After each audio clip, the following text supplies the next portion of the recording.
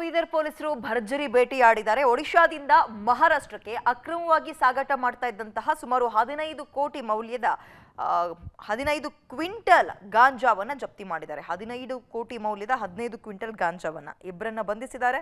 ಖಚಿತ ಮಾಹಿತಿಯ ಮೇರೆಗೆ ಔರಾದ್ ತಾಲೂಕಿನ ವನಮಾರಪ್ಪಳ್ಳಿ ಚೆಕ್ ಪೋಸ್ಟ್ ಬಳಿ ಕಾರ್ಯಾಚರಣೆ ನಡೆಸಿದ್ದಾರೆ. ಲಾರಿ ಮೇಲ್ಭಾಗದಲ್ಲಿ ಸಿಮೆಂಟ್ ಬಾಕ್ಸ್ಗಳನ್ನಿಟ್ಟು ಒಳಗಡೆ ರಹಸ್ಯವಾಗಿ ಗಾಂಜಾ ಚೀಲಗಳನ್ನ ಸಾಗಿಸ್ತಾ ಇದ್ರು.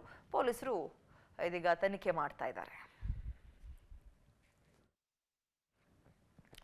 ಇದು ಬೀದರ್ನ ಪೊಲೀಸರು ಭರ್ಜರಿ ಬೇಟೆಯಾಡಿರೋದು. ಇವ್ರು ನೋಡಿ, ಇವರು ಪೊಲೀಸರ ಗಮನಕ್ಕೆ ಬರಬಾರ್ದು ಅಂತ ಸುಮಾರು 15 ಕ್ವಿಂಟಲ್ ಗಾಂಜಾವನ್ನ ಏನ್ ಮಾಡ್ತಾ ಇದ್ರು, ಇದೀಗ ಲಾರಿ ಮೇಲ್ಭಾಗದಲ್ಲಿ ಸಿಮೆಂಟ್ ಬಾಕ್ಸ್ನ ಇಟ್ಟು ಒಳಗಡೆ ಗಾಂಜಾವನ್ನ ಸಾಗಿಸ್ತಾ ಇದ್ರು. ಬಟ್ ಪೊಲೀಸರಿಗೆ ಎಲ್ಲೋ ಇಂಟರ್ನಲ್ ಡೀಟೇಲ್ಸ್ ಸಿಕ್ಕಿರಬೇಕು. ಹಾಗಾಗಿ ಲಾರಿನ ಅಡ್ಡ ಹಾಕಿ ಸಂಪೂರ್ಣವಾಗಿ ತನಿಖೆ ಮಾಡಿದಾಗ ಮೇಲ್ಗಡೆ ಮಾತ್ರ ಸಿಮೆಂಟ್ ಚೀಲ, ಕೆಳಗಡೆ ಗಾಂಜಾವನ್ನ ಒಂದು ಪಾರ್ಸೆಲ್ ಮಾಡ್ತಾ ಇದ್ದಿದ್ದು ಗೊತ್ತಾಗಿದೆ. ಇದೀಗ ಸೀಸ್ ಮಾಡಿದ್ದಾರೆ.